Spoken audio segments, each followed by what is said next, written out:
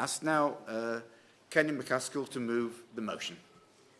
Thank you, Mr. Betts. It's a pleasure to serve under your chairmanship. Today is St Andrew's Day, Scotland's national day when Scots at home and abroad celebrate their native land. And there should be much to celebrate, as our nation has been blessed with natural bounty. But sadly, that hasn't always been used for the benefit of the Scottish people. Decades ago, oil and gas were discovered off Scotland's shores, as they were across the North Sea off Norway's. Yet, whilst Norway now possesses from the proceeds a fund for future generations that the world rightly envies, Scotland has seen its assets stripped and child poverty soar. Areas that should have been revitalised were instead deindustrialised. Nature's bounty that should have provided for all was taken by the few, and what should have transformed our nation squandered by Thatcher on smashing the unions and Blair on waging illegal wars. But nature's good fortune has seen another bounty come Scotland's way, and once again the country has been blessed. For long, our geography was an impediment, seeing us distant from markets, facing additional costs, and where our climate was a bind or even a danger, as last weekend's winds displayed. However, our geography and our climate are now also a natural bounty and a blessing, offering opportunities and advantages held by few others. Onshore wind's well established, and wave and tidal energy are being developed. But additional to that, offshore wind now offers huge potential. The Prime Minister has stated he wants the UK to become the Saudi Arabia of wind. Indeed, the wind does blow around the shores of the British Isles, as elsewhere. But Scotland has 25% of Europe's, not just the UK's, offshore wind potential, and it's off Scotland's shores that the real boon is located. But where's the benefit for our country or for communities? Where are the onshore jobs that should follow in its wake? Where are the industries that should be lured by it to locate and invest here? Moreover, where's the benefit for communities where the turbines can be seen from, are serviced by, or where the energy comes ashore? What's going to accrue to them? East Lothian, in many ways, is a microcosm of Scotland in regard to this energy bounty. The sea green fields coming ashore at Cockenzie, NNG at Thornton Loch, and Berwick Bank at Brankston near Torness. These aren't one or two turbines, or dozens, but hundreds. It's not only their numbers, but their size that's hugely impressive. These offshore turbines are almost 50% bigger than those sited onshore that people currently recognise. The power generated by them too is massive. It's claimed that Berwick Bank alone will boost Scotland's renewable energy capacity by almost 30%. Such is its scale that Berwick Bank alone will be capable of powering 5 million homes. That's just under the population of Scotland, but more than double the number of households that there are in Scotland. For Scotland's blessed with a surfeit of energy, as it had, and indeed still has, with oil and gas, capable of providing for all our own needs, but also of providing for others beyond our borders. That's not just south of the border, but beyond the shores of these islands, as it's a global energy market now. But having lost out on its oil and gas bounty, Scotland must not lose out on its offshore wind. Fool me once, shame on you. Fool me twice, then shame on me, and it's why there must be action. Scotland and its communities must benefit. Jobs must be created in providing for offshore wind generation. Work and industries must spring from being the point where the energy lands and where energy costs should be cheaper, where it should be logical and economic to base a business. And communities that will face some disruption from the siting of the turbines offshore or construction of transmission stations onshore must see tangible benefits from the wealth that will flow through them. Sadly, that has not been happening, which is why this debate is required and the issues must be urgently addressed. Now, I accept that not all responsibility or culpability rests with the Minister or his government, though much does.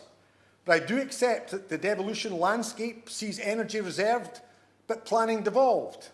Similar divides apply with industrial and fiscal policy. Accordingly, I don't exculpate the Scottish Government who failed to use their powers or demand those powers that are necessary. Their failure to deliver manufacturing jobs at Bifab or Arnish is shameful. But many more levers rest with the UK Government, and which is why they too must act. East Lothian may not have the yards, but Fife and almost every major Scottish estuary most certainly has. Scottish yards should be booming, building the turbines that are required.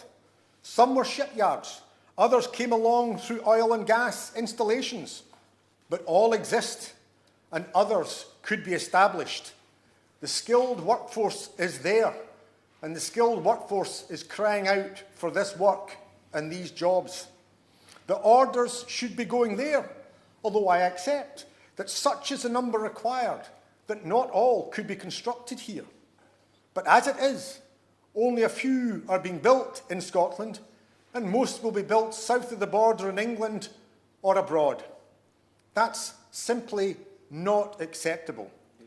The UK Government's funding offshore wind manufacturing in Teesside and Humber. Around 1,000 people are employed at Siemens in Hull and 750 at GE and Teesside, with even more employed in indirect jobs. They are providing for the Dogger Bank wind farm and other developments off the northeast England coast. Good on them, I say, but where's the money for our yards? And where are the jobs for the wind farms off our coasts? Levelling up seems to stop at the border. Moreover, as the energy comes ashore, how will Scotland benefit? At the moment, there's cabling work going on at Branxton and in East Lothian. A cable is being constructed to take the energy directly from East Lothian to Redcar in the northeast of England. A similar cable south is planned for energy coming ashore further north in Scotland from offshore wind farms located further north in the North Sea. It's one thing sharing a bounty with others. It's quite another to be exploited and see your natural resource taken with little benefit accruing to your land or your communities. As well as the turbine manufacturing jobs, where's the onshore industry that should be springing from being near to where clean and cheap energy is landing? They won't locate here if it's just being cabled south, yet that seems to be what's planned. And where's the benefit for the communities? One place in Scotland that did benefit from oil was Shetland. There, the council negotiated a small payment from the companies landing the oil at Sullomvoe. It neither impeded exploration nor extraction, having been set at a modest rate, which was a boon for communities without being a burden for developers. As a result, Shetland has facilities such as schools and sports centres in small communities and bus and ferry services that larger and urban communities in Scotland can only look at and envy. Now, at present, onshore wind turbines attract community benefit from developments. Even a single or a few turbines onshore can see individuals and communities benefit. But as it was no doubt never imagined that turbines would be sited offshore, no such system exists for offshore ones. Why not? Surely communities are as entitled to benefit from those off their shores as located on their land. Now, I know that communities both sides of the border have entered into arrangements with developers, but two aspects remain and must be addressed. Firstly, applying whether they're sited onshore or offshore, requiring payment to be made to communities should be statutory, not made through guidance or simply being voluntary or discretionary upon the operator. Secondly, the rate to be paid should also be set nationally, and it should be paid to the local council or community. It should be for them to decide where and what they wish to spend their money on, and not be handouts from a developer or subject to their whim or fancy. Shetland shows that it can be done, and the benefit for Shetland's communities show why it must be done. So in summary, I'm seeking to ensure that Scotland benefits from the renewables revolution off its shores, as it failed to do with the discovery of oil and gas. The North Sea bounty must come to Scotland this time. Firstly, I ask the Minister what steps he'll take to ensure that funds are there to develop turbine manufacturing in Scotland, and that contracts for fields off Scotland's shores go to local yards, as is happening in North East England.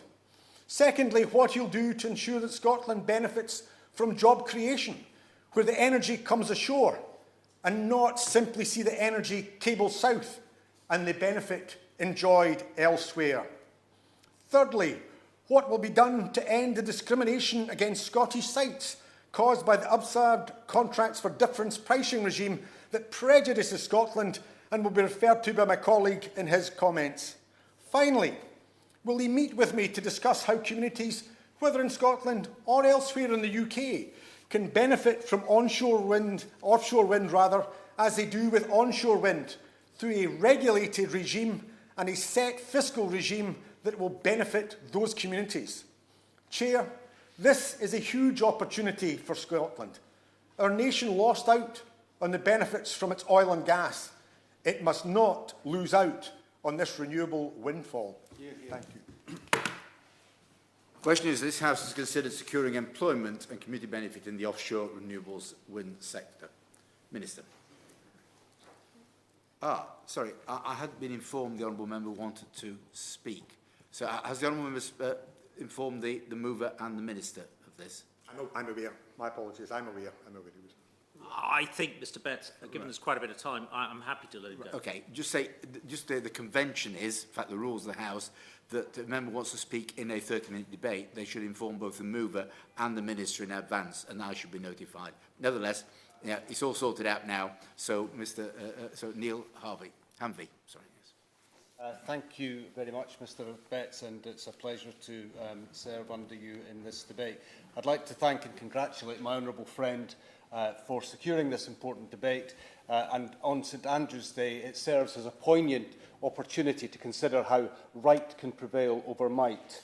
Might and power can be used to silence and incarcerate, such as the case of Craig Murray in Scotland, who tastes freedom once again this St Andrew's Day, but power and control can also be utilised to either stymie or enable the potential of a people and of a nation. My Kirkcaldy and Cowdenbeath constituency has a proud history of industry and endeavour, from the world-renowned Adam Smith to the linoleum factories of Nairn and the Francis, Seafield, Kelty, Benarty and Cowdenbeath pits, to name just a few. Our folk do not fear work. Indeed, they relish it. In my youth, our folk worked down the pits, on the ships, in the shipyards, on the docks of Methil, Burntisland and Rosyth, building rigs, servicing the naval fleet and working offshore. Great industry, but this was crumbs from the table. From Thatcher and major governments who put profit and privatisation before people at every turn, who put tax cuts for the wealthy before the financial security of a people, to the Blairite disaster capitalist adventure of illegal war-making in the Middle East and moving the Scottish maritime boundary, making 6,000 square miles of Scotland's waters English. I often hear members from the government benches and indeed government ministers crow about our campaign for Scottish independence as a grievance. Well, they're right. And it's a fully justified grievance. And all the evidence needed exists in the UK government's own archive in the shape of the Macron report the Scottish economist Gavin Macron presented to the Heath government in 1975, which revealed how North Sea oil would make an independent Scotland as prosperous as Switzerland. The facts show that Scotland has been robbed of the embarrassment of riches of North Sea oil and gas could have provided to her people and you just have to look to Norway to see the reality.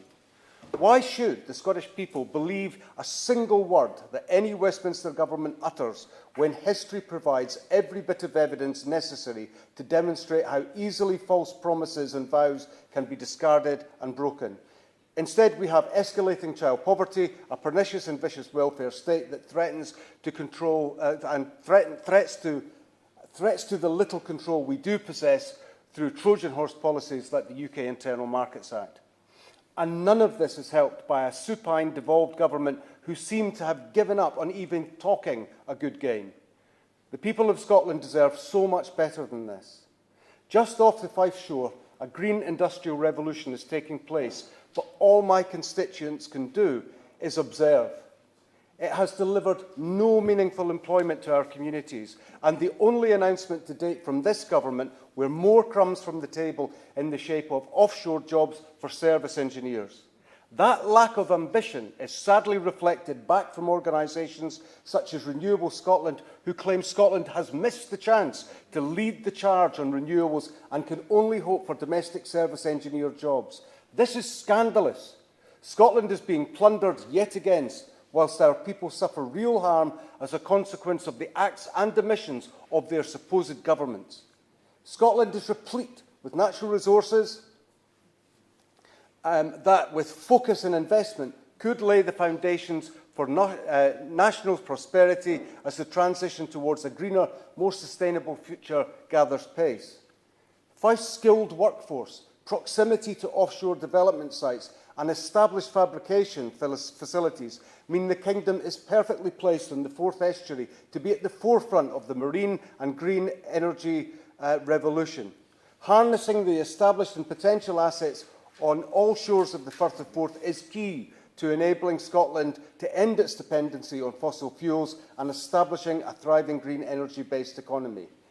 In the context of the climate emergency, there is growing evidence that political, public and corporate priorities are beginning to align. Thus, a compelling case now exists for Scotland to further its ambitions towards a prosperous zero-carbon economy.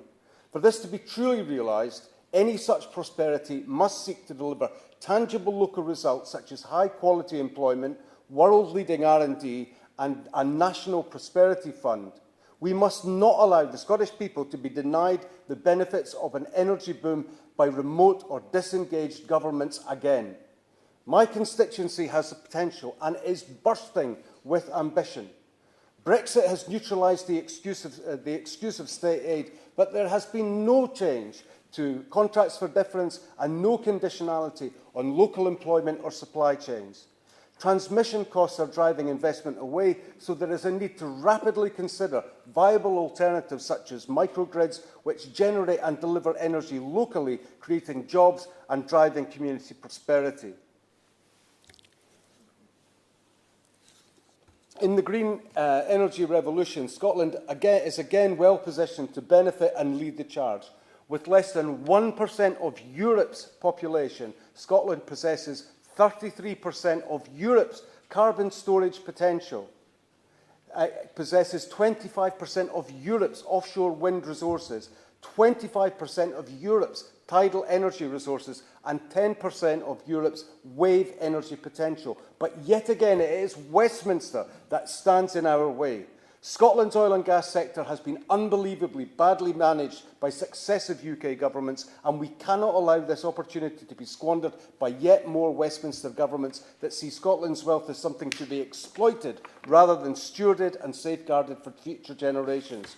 Only by taking full control of our future will the renewable sector reach its full potential, so our people can lift their gaze and realise their full potential. I do not expect a particularly constructive... I'm concluding now, sir.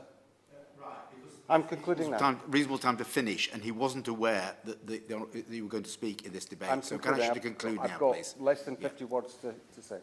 I do not expect a particularly constructive or useful response from the government, but that's okay, because any indifference, dismissal or vague commitment only serves to strengthen the arguments in favour of independence as a route to prosperity. Scotland's natural wealth will be one of the key foundations of our future prosperity as an independent nation.